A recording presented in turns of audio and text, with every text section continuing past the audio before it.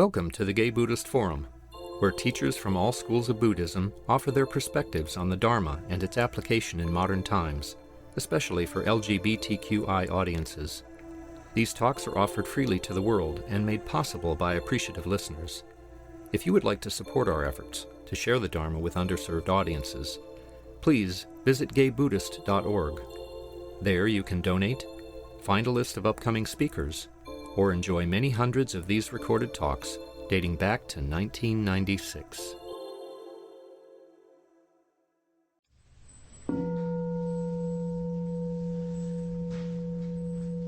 Welcome back to everybody. Before we begin this part of our day, I'd like to welcome two gentlemen who are joining us here for the first time, Sequoia and John. Welcome to the Gay Buddhist Fellowship. And during the social hour, if we get a chance, maybe you can say hello and chat with them a bit. It's our tradition before we hear from our speaker to go around the room and say our names. I'll go ahead and begin if I may. My name is Roy. My name is Henry. Sequoia. Vid. Silas. I'm Greg. I'm Robert. I'm David. Juan. My name is Mark. My name is Tom. Don. I'm Richard. My name is Hal. My name is Brian. Michael. Peter. I'm Jack. Richard. Tony. David. John. Thank you. So our speaker today is our very own David Lewis. And let's see here. I'm a little thrown off, to be honest with you. I got here a little late, so I'm not. Let's see. What's the date? What's the date today? Here we are. Oh, this is 2015. It's the only one we have. So. Let me read that. This is actually a perfect segue to talk. Don't introduce me. What a relief. Tell me about it. That really is just perfect because well, I'll tell you in a minute what my topic is today, but one of the things that got me started on what I wanted to talk today was the fact that I notice every time I speak here or anyplace else, I cringe when my bio is read, my Dharma bio, my little introduction. And I've never really explored that too much until recently, and then but it's become part of my practice. And what I've come to realize is that every speaker's introduction that we write, the speaker offers it for the most part, is a story that we tell. And it contains truths, and it's carefully curated. It's it's like what you post on Facebook. We curate our lives, and the way we do that is we tell these stories about ourselves. And the Buddha, in this tradition, strongly advocated for questioning your story. So I've kind of come to realize that it's okay for me to cringe when somebody reads an introduction, and some of that is useful information to you to know what tradition I come out of and what my practice has been. But maybe it's better not to know. Simply be in the moment. So we all have these stories, right? People say, "How are you?" We have kind of a standard response. Or, "What do you do?" That's another question that makes me cringe, especially now that I'm retired. People say, "What do you do?" I think, well, I should have a good answer for that. Now I just say not much. So I'm not going to tell you that we need to get rid of stories because we can't. We love stories, right? You probably prefer speakers, as I do, that can tell a good story. And a good story is a great way to transmit the Dharma, to talk about spiritual matters. But when we're talking about our own stories, I think it's a really useful thing to question. Why am I emphasizing this and not that? So stories are great. Movies, books, plays. But it's our own stories are curated, as I said. They're fabricated. And for those of you that are new or might not know this, is one of the things that I get asked to do at GBF is to kind of introduce some core Buddhist concepts. Very often I talk about the lists, the Four Noble Truths, or Eightfold Path. But today I'm going to toss some terminology at you. And, if it's confusing, just ask questions.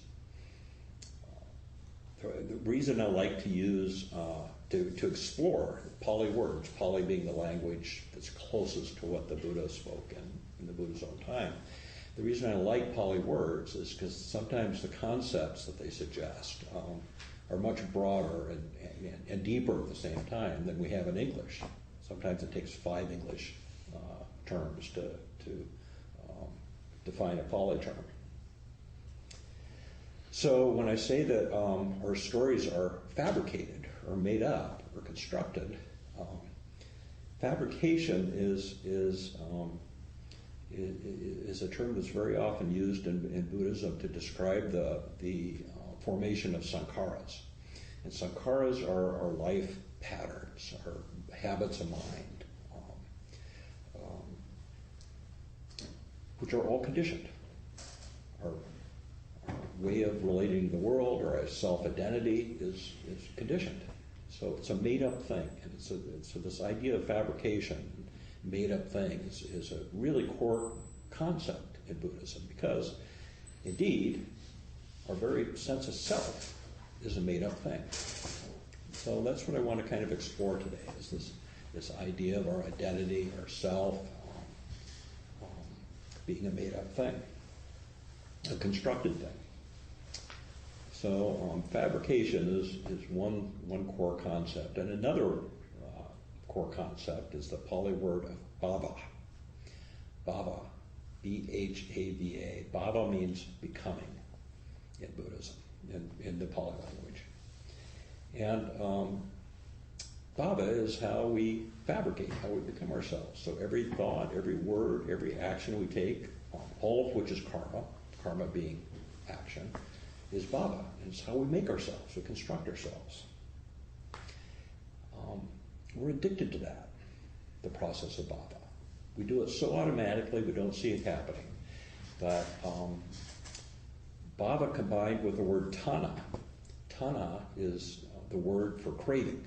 And tanha is the second noble truth, right? Craving is the cause of suffering. So bhava tanha is craving for becoming. And that's what we do. We're always, in fact, when I pay attention, I'm not on social media a lot, but I have a Facebook account. When I pay attention to what's going through my mind and what my motivation and my intentions are, when I get on Facebook, it's mostly bhava tanha. It's either putting forward a picture of myself or wanting to look good. Even if you're not talking about yourself on Facebook, if you're liking other people's things, that's bhava. That's becoming. Are you your likes? So it's really useful as a meditative process to pay attention to how you feel and what your motivation is when you're doing social media.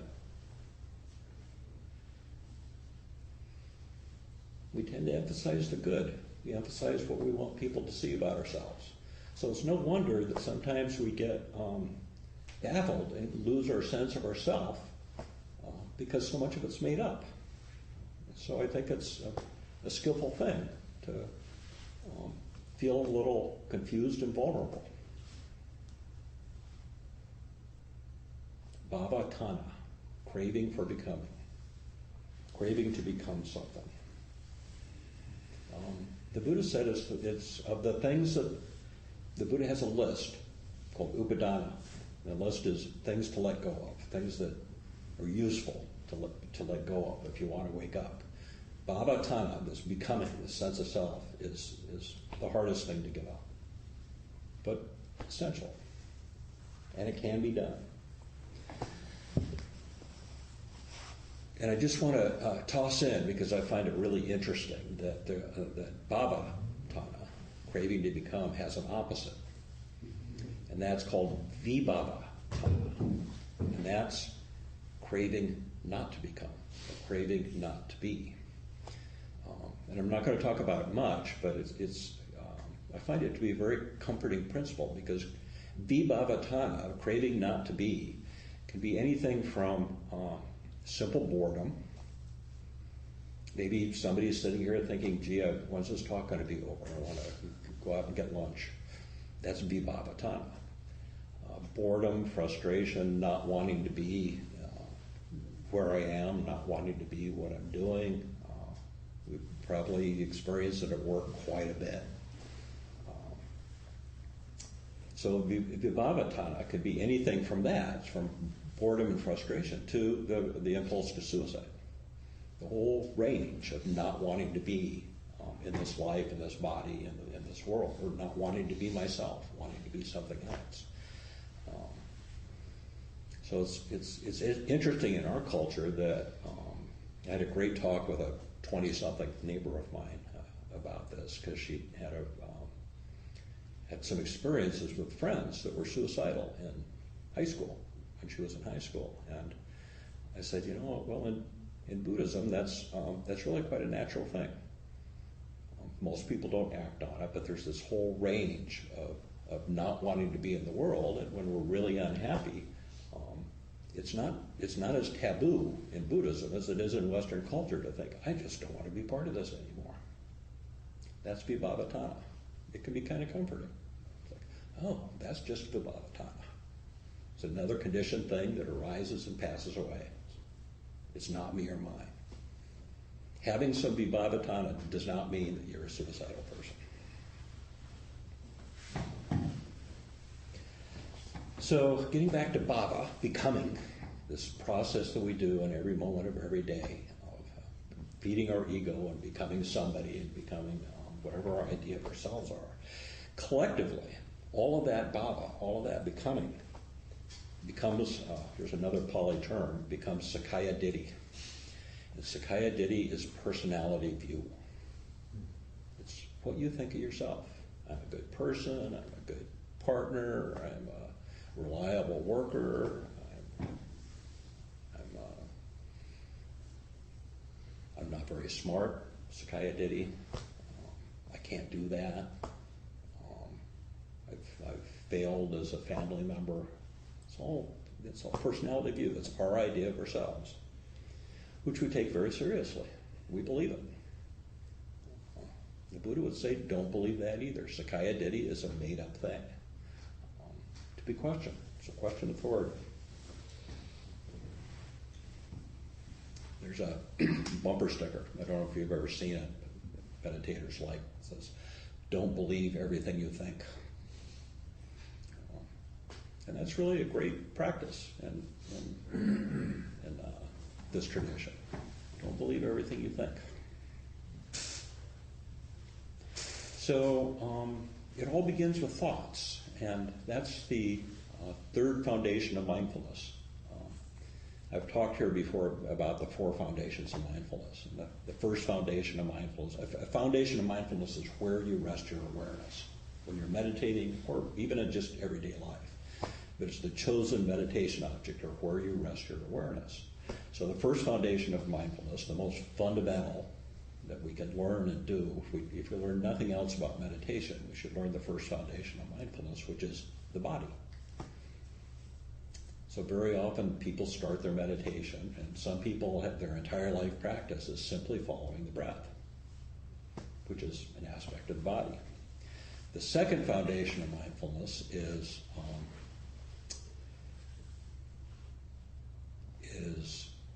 called Vedana, which is basically every experience we have, we either find pleasant, unpleasant, or neutral.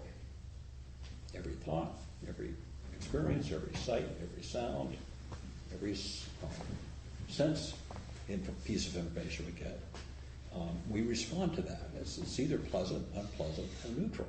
So it's another really interesting thing to explore in meditation, is your tendency to have these, what we call feeling tones. Oh, that's pleasant. That's unpleasant. So that's the second foundation of mindfulness. The first foundation is our body, the thing that is most in the present moment in our experience. Our body anchors us like a ship, anchors us in the present moment, in the here and now. Our second foundation of mindfulness is Vedanas, or these feeling tones of pleasant, unpleasant, or neutral. That's our response to our experience of the world. The second foundation is our response. The third foundation is working with thoughts and emotions.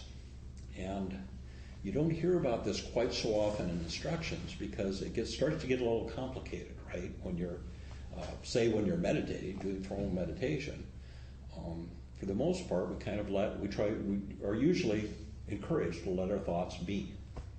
Just let them pass by like a many-card train. But you can, there are practices for working with thoughts. And in meditation, as you've heard many times, we don't push thoughts away because it's pretty much impossible to do. As you probably noticed in your sit this morning, thoughts arise all by themselves. So we're not about pushing thoughts away. We're about noticing them arising and passing away. But you might sometimes choose to do a little exploration about thoughts. There's a lot of different ways of doing that. Noticing the repetitive nature of certain thoughts, noticing what tends to come up most often, in which case you can label them. That's memories, or if there's something on your plate that you're really worried about in the future, that you might be doing a lot of planning. But one way that I've been working with my thoughts lately is around this idea of becoming. And what I've been doing is simply asking myself, whenever a thought really demands my attention and calls to me, the first question I ask is it true? Is that true? And it's just remarkable to me how many of them are not true. Doesn't necessarily mean it's a lie. It might be a fantasy or a story or a wishful thinking or wondering what somebody else is thinking. I mean, that's a great example. As if you're having some kind of interaction with someone and you're wondering what they're thinking. No matter what you wonder, it's probably not true. It's probably not their experience. You can't know. So without feeding thoughts, just kind of what we do in everyday life, feeding and encouraging our thinking process and following, without feeding or following thoughts, we can just notice their nature. And we can always ask that question, like, is that true? Is that true? And I find it a wonderful way to simplify my experience, because as soon as I realize that something's not true, or something's not important or current, it might be a fantasy or daydream, it's very easy to let go of. Makes it a lot easier for me to let go of those thoughts. You realize their empty nature, the conditioned nature of thoughts.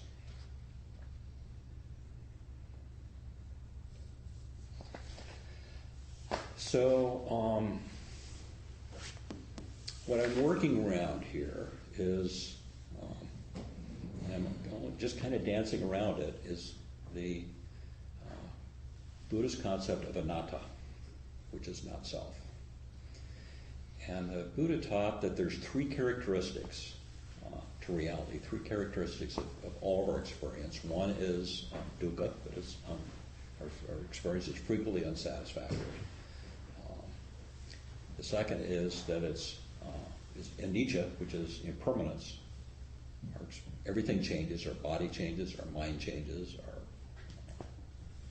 intentions change. And the third is anatta, which is this concept of not self. And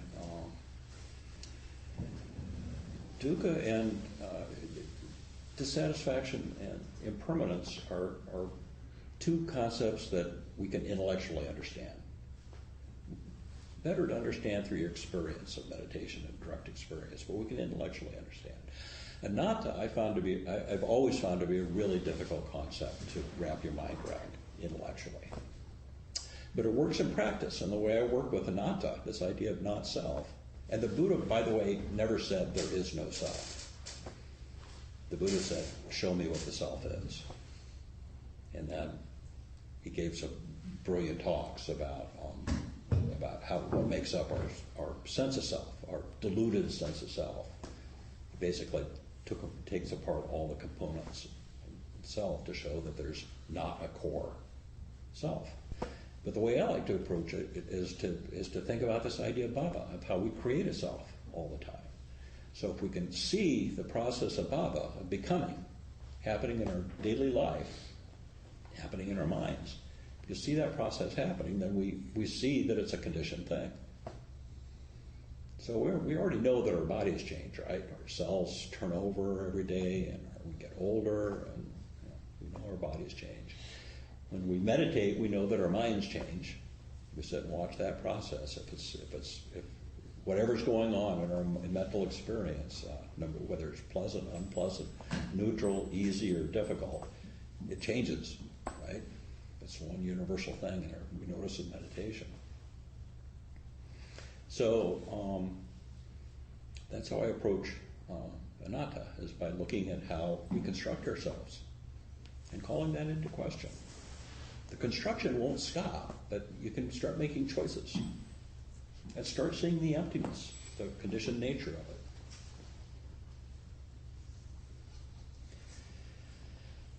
So I said earlier that when now that I'm retired, I basically do this. When people ask me, what do you do? I say not much. I'm not just being funny. I'm really not doing a whole lot in my life, and that's a preference. And I realize it makes me pretty boring. I don't have a whole lot to say about what's going on in my life. But the interesting thing, and this I got from one of my teachers, is who's said, yeah, we become pretty boring when we practice because we're letting go of all these interesting aspects of ourselves. But this teacher of mine said, the more boring I become to other people, the more interesting I am to myself. And it's true. You start doing this practice of paying attention to how you are constructing yourself and deconstructing yourself and how you are in the world. And the things that, like love and compassion, that arise out of that, letting go of this tight sense of contained self, is fascinating. It's really quite an interesting practice.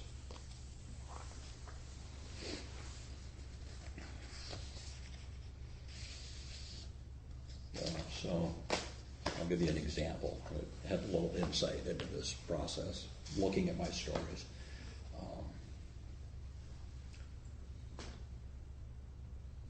I've always, I don't know about always, but the last many years I've been carrying this story about myself. And it's a self-belief also, so it's also Sakayaditi, it's personality view, but it's mostly a story about myself, that I'm a really lucky guy. I survived the AIDS epidemic, despite the fact that I have AIDS. And I've had two wonderful partners, both of whom I lost over the years, and a lot of love in my life. And I've been financially secure. And right now I'm doing exactly what I want to be doing. This boring life that I'm leading is exactly what I want to be doing. And I don't know many people that can say that. And so I count myself to be a really lucky fellow. So the Chronicle did a short documentary and a story called Last Men Standing. Any of you know about that? About people that survived the AIDS epidemic. People like me, mostly older guys that survived the AIDS epidemic. It's kind of interesting because a lot of us kind of became introverts and disappeared into our apartments and it's a series of interviews with guys my age was pretty interesting, and it really pushed some of my buttons. And hearing people talk about losing partners and losing friends and surviving the epidemic and being left behind, this real sense of being the last man standing, of being left, meaning there's been an awful lot of loss in some of our lives, made me realize that, well, that's me too. I've had a lot of loss. Same story. Lived through the epidemic. Very scary, living with life-threatening disease. Had 2 wonderful partners who died. So it's a whole other story. And one of the guys, it's the opposite side of my story about being a lucky guy, is I'm an unlucky guy. And one of the fellows that was interviewed in this documentary gave the title to the documentary by saying, I'm the luckiest unlucky person in the world. No one wants to be the last man standing. And that really spoke to me. I thought, okay, so both of those stories are true. I'm the luckiest unlucky person in the world. So I can view my life experience the past 25 years as being lucky or unlucky, but they're both true and they're both not true. So it was a interesting wake-up call for me. As I saw some of my denial, I saw the nature of my story as being not quite true, or the way I wanted to color the world, to myself as well as other people. So we notice these things in meditation practice. If you meditate and you question your thoughts, and you see stories coming up over and over again, and if you're able to question them, sometimes you get at the truth of things. And the truth might be a lot simpler and sometimes a lot more pleasant than what our stories are. And the other thing that meditation can be, and it certainly is for me, I just love this practice. The other thing it can be is a refuge from the stories. We can take a break from stories, or we just let them reel away in our mind without taking them seriously and without following them, and realize that there's peace in sitting. We don't have to be running stories. We don't have to have a narrative going. We simply pay attention to the raw material of our direct experience in the here and now. And that frees us from our narratives, at least temporarily. And that feels pretty good.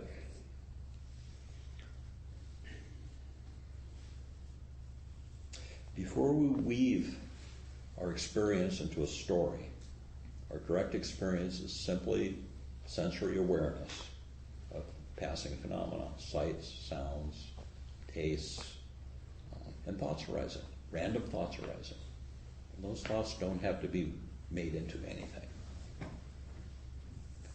And the other things we'll notice when we're not telling ourselves stories, we're not daydreaming and fantasizing and telling stories in our experience, one thing we'll notice is qualities of compassion and love.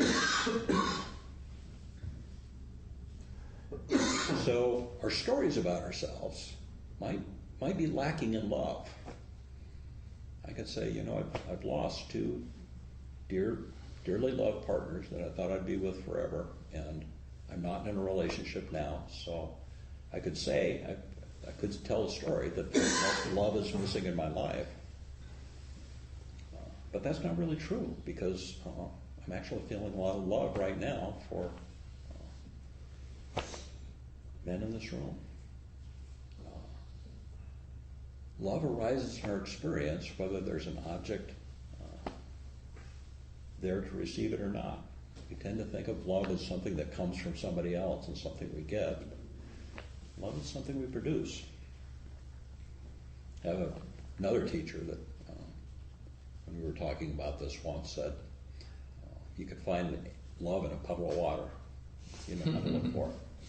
That's true. The world's full of love, mostly dependent on how how we generate it ourselves.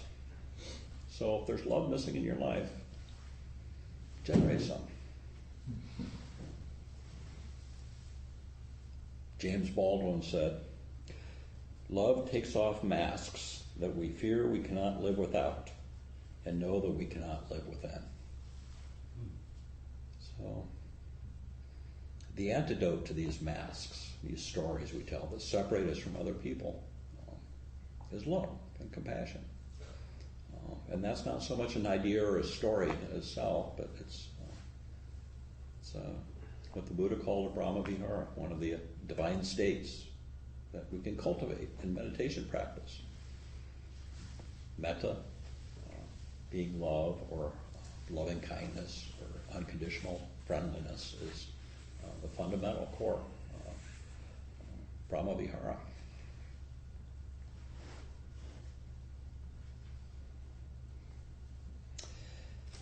So my intention was, I had two intentions, but I think because we're a small group, I kind of like to open it up for discussion.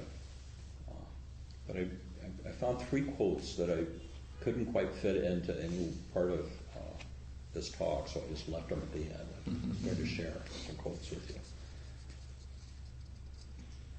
All of them are from the Zen tradition, which is not the tradition I practice in, and I have enormous admiration for it. Pertinent to this subject, the practice of Zen is to forget the self in the act of uniting with something. The breath, a koan, the song of a thrush. Concern about me and mine disappear. So just the act of being with your direct experience, the song of a thrush, can help us to forget ourselves. Zen Master Dogen said, "You should cease from practice based on intellectual understanding. You should cease from practice based on intellectual understanding, pursuing words and following after speech, and learn the backward step that turns your light inwardly to illuminate yourself." That's a new quote to me, and I really love it. I really love the idea that this practice is not about getting something. It's not about moving forward, but it's a backward step. Learn the backward step that turns your light inwardly to illuminate yourself. And finally, Dogen's most famous quote that I'm sure you've all heard many times, but it's just indispensable. To study the Buddha way is to study the self. To study the self is to forget the self. To forget the self is to be actualized by myriad things, including the song of the thrush or your breath. So, thank you for your kind attention. And I tossed out a lot of ideas and concepts that I may have completely confused you, but now's the chance to try to untangle it if you have a question or a comment. Please. You use the term condition, and as you add to the conditioned thought or whatever. Could you drill down on that? I never drilled down on that word. It comes up all the time. It does come up all the time. Yeah, thanks. Well, basically, the Buddha taught that everything in our experience is conditioned, meaning everything is dependent on something else. We're dependent on, our existence is dependent on our parents. Our parents' existence was dependent on their parents. Our education, our ideas, our sense of self is conditioned based on what our teachers taught us and what we got from our culture and our race and our class that we grew up in. So everything about us is not some independent thing that's unique only to myself.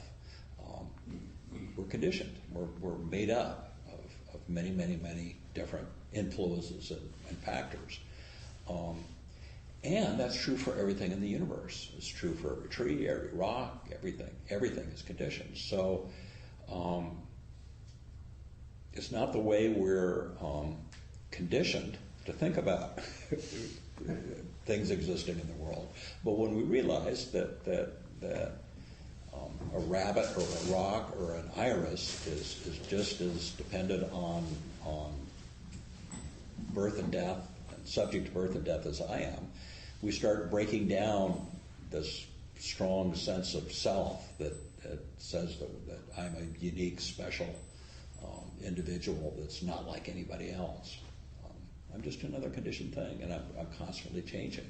So one of that can make us feel very unmoored and vulnerable sometimes, but it can also open up a universe of possibility. Is I can be anything. I'm changing anyway. I can change intentionally. Does that help? It does. To follow up on that, David, it sounds like you're talking about cause and effect somewhat when you talk about being conditioned. And for some reason, I've always gotten the idea, it's never been said, but I read into it that being conditioned was bad and that we should somehow try to be unconditioned. But you said there is nothing that is unconditioned, right? Well, okay, I was wrong. There's a couple of things that are unconditioned. One is enlightenment, which is a whole other talk. We probably shouldn't go there today. The other thing that's unconditioned, though, that you can experience right now is awareness. Your awareness. So I can suggest that you close your eyes and stop seeing for a moment, or stop thinking. We can even close our thoughts for a moment. But one thing that you can't do is stop being aware. Give it a try. Try not being aware. Can't. So awareness is really interesting, and awareness can be it's unconditioned. It doesn't depend on any given thing. So our awareness is kind of like a spotlight that moves around, seeing, hearing, thinking, feeling. But the awareness remains pure. It doesn't take on the flavor of what it's experiencing. So, for instance, it said that awareness of anger is not angry. It's just awareness of anger. Awareness of love is not love. Awareness of whatever. Awareness is unconditioned. So there are a couple of unconditioned things, and you do hear a lot of talk in Buddhism about placing great value on the unconditioned. But the great value we're placing is basically on awareness and enlightenment, awakening, the ability to awaken from suffering. And awareness, I might add, is a really interesting subject, object of meditation. Try it sometime, meditating. Instead of placing your awareness, instead of noticing all the objects of awareness, notice awareness itself. You can spend a lot of time just meditating on awareness. I like to do experiments, and I've been doing this experiment since January. I used to be on Facebook. I don't share a lot of personal things on Facebook, but I share some things like photography or things like that. But I follow, I might have 150, 175 people, and they're like everyone from my, English teacher in high school to my, godson to, it's just this really motley group of people. But I found it wasn't very satisfying because they're these really surfacey narratives. I'd find out, go Hoosiers, or I'd find out, these bits and pieces of information, and I would get on there and I might spend a couple of hours and get lost. And then afterwards I'm thinking, I have these bits of information that aren't very helpful. And you said some things were really helpful, because what I found is that I think I've checked Facebook maybe twice, since January. And the 2 times I checked it, I was like, I don't really think I needed to check it. It was like these surfacey kind of narratives. The people that I'm closest with, I'm, reaching out to, and it felt like the compassion part just sort of wasn't there. And now that I'm not spending time in these kind of narratives that are kind of surfacey, it's for me opened up a lot more, kind of compassion. And so when you said that, it just really, I don't know if I could have verbalized the process the way you put it, and it was sort of true. So thank you. Yeah, no, that's a great practice that you're doing, and it's what I suggested to people to do. It's a simple mindfulness practice. Is pay attention to how you feel when you're on Facebook or when you're. Another place that practice is useful is reading the newspaper, whether you read it online or however you get your news. Is do I want to start the morning being furious? Probably not. But one response is that pretty much any story in the news can be met with compassion. It's just a different way of responding to the news. Or, as you suggested, turn it off altogether. Smell the flowers. David? I've spent a lot of time on Facebook the last couple of years, and I'm sort of estranged from my family, and part of what has happened is I've gotten back in touch with a lot of my family. And I'm a sort of an old guy now, and I've had a lot of different groups that I've met, and I've collected a lot of friends on Facebook. But one thing that I've made a practice of is destroying my story on Facebook. And I sort of make a point of destroying my story. And How do you do that? What? How do you do that? I say contradictory things. And I say things that are outrageous and that are actually true. And it's like, I really value the concept of irony, the concept of being contradictory, and I find it to be quite a lot of fun. And I feel like that really is true reflection of who I am. Yeah. Sounds like performance art. Sounds like performance art. That could be. I don't know. But, in a positive way. Because one thing that I've noticed about my story is anytime I say anything, it's a great way to start out, but there's always a phrase that I like to use after I say anything, and it's on the other hand. Great. There's a lot of profound Buddhist teachers, like Tibetan lamas and the Japanese roshis, that are famous for saying, "I don't know," or somebody will say something completely ridiculous, and they'll say, "Well, you might be right." Somebody? So I'm curious, this idea of the unconditioned, or wanting to get away from the conditioned and all that, how does that relate to what you described earlier, the desire for non-existence? Because it seems like that would be, if you're really tired of the condition, or you're trying to pull away from that, the ultimate escape from it is non-existence. So do you see? No, I wouldn't say so, because desire for non-existence is first and foremost desire. It's craving. And craving is heavily conditioned. That's considered a defilement. So whether we're craving existence or non-existence, becoming or unbecoming, we're trying to be something that we're not. We're craving something that doesn't exist. We either want to become something else or we want to unbecome something. So the crucial word is craving there. When we're talking about unconditioned, craving is not operating. Karma is not even operating in the unconditioned. So craving for enlightenment is generally not considered a good thing to have. It's probably the one thing that'll keep you away from awakening, is craving for it. So it's only when we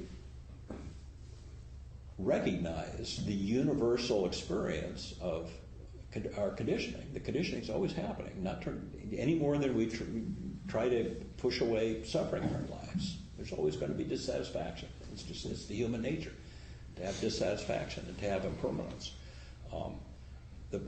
As soon as we can accept that, those factors of reality, that life's difficult and that it's impermanent and that there's no solid sense of self, then we can experience some awakening. But it's not about getting something, it's about letting go of something.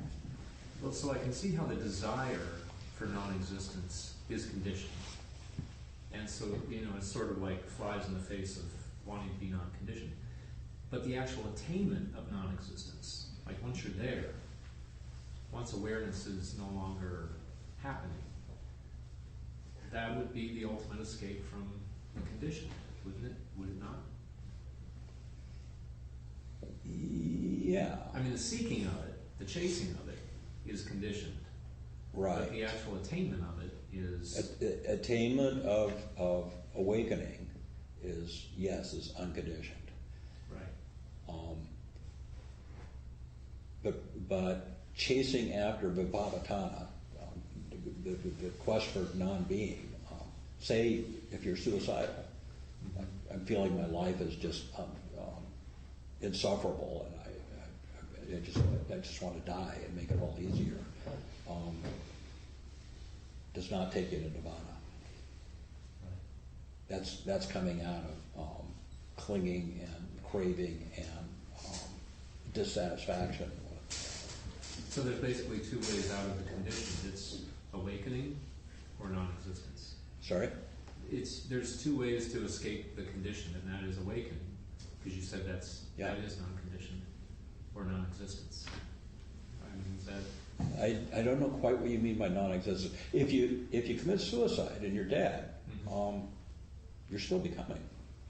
You're still, for one thing, your body turns into something else, worm food. And whether you believe in other lives or not, the Buddha talked about that, is ending your life that way is you're likely to come back as a cockroach.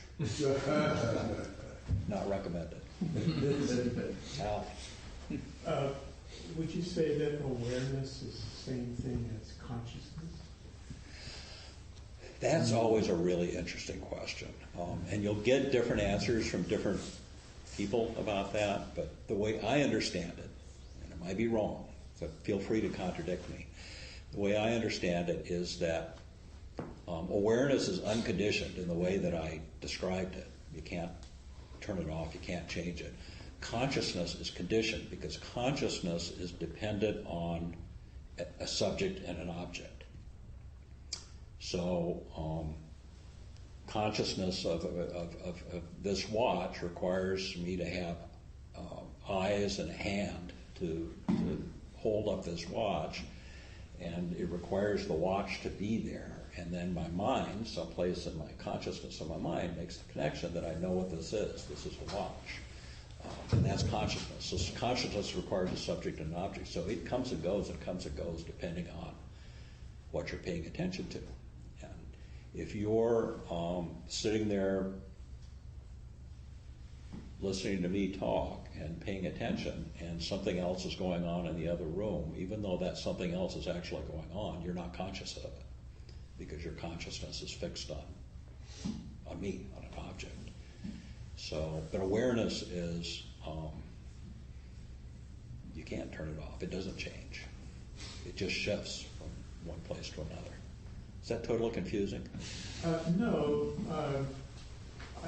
Your talk made me reflect on what I have felt or suspected about the nature of the universe, and I've come down to a feeling that it's basically pure consciousness, and that it has manifested all these states of becoming and being just purely out of entertainment for itself.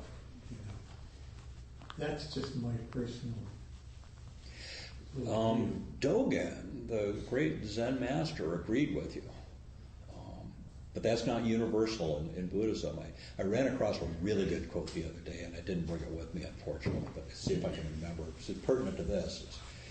Somebody said that the mind, like everything else, is conditioned. But unlike everything else, it's luminous. And the luminous is awareness. So that's what's unique about the mind, even though it's conditioned like everything else. And then it went on to, the person that was talking went on to quote Dogen and saying, but Dogen believed that everything is mind. I've encountered that a lot in Zen. Everything is mind. And I thought mind with a capital M. Yeah. And so that's influenced my It's interesting, perception. but I'm not an authority. Okay, we have time for one more. Okay. Do you know, or has anyone written about Zen masters or something who developed Alzheimer's? Where one's awareness is presumably affected by mental loss, but maybe they had some kinds of insights or something as they became, or could sense that something was happening to them. There are such studies, and they suggest that having a lifetime meditation practice, or starting now, having a meditation practice is a really great thing to have when you develop dementia or Alzheimer's.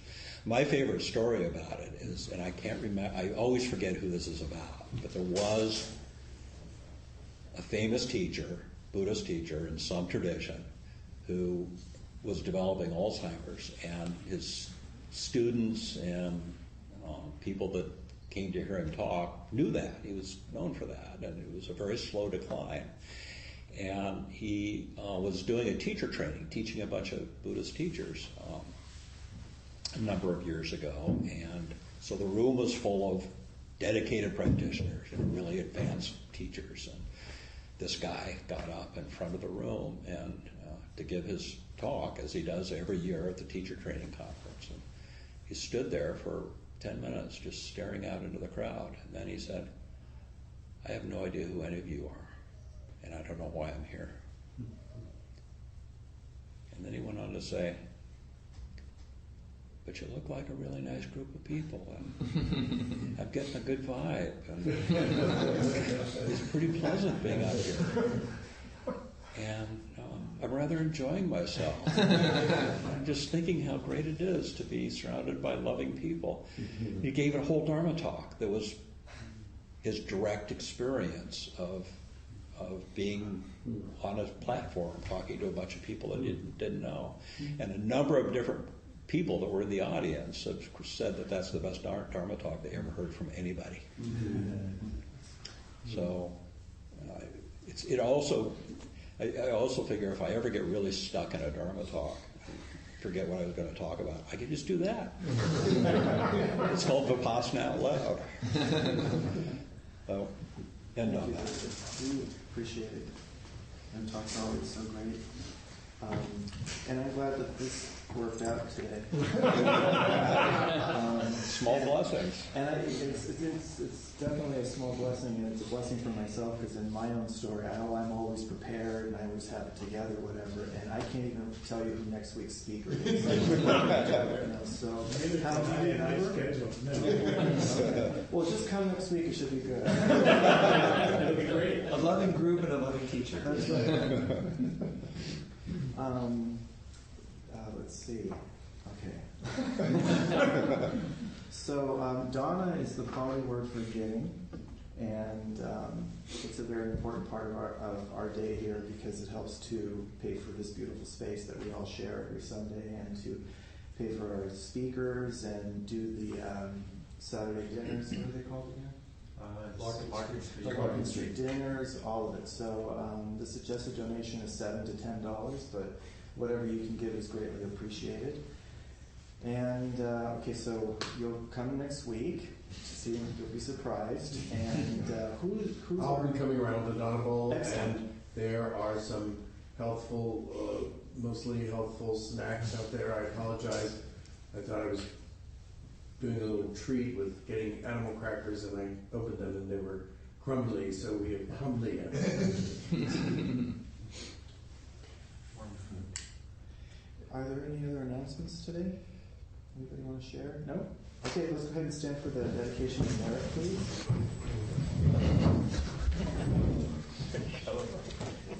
I'm just putting it down.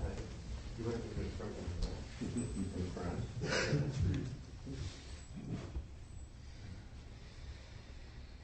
By the power and the truth of this practice, may all beings have happiness and the causes of happiness. May all be free from sorrow and the causes of sorrow. May all never be separated from the sacred happiness which is without sorrow. And may all live in equanimity, without too much attachment, too much aversion, believing in the equality of all things. Thank you, gentlemen. Thank you. Thank you for listening to the Gay Buddhist Forum. If you would like to hear several new talks per month and be notified of upcoming speakers so you can participate live, please subscribe to this podcast, like us on Facebook, and join our mailing list by visiting gaybuddhist.org.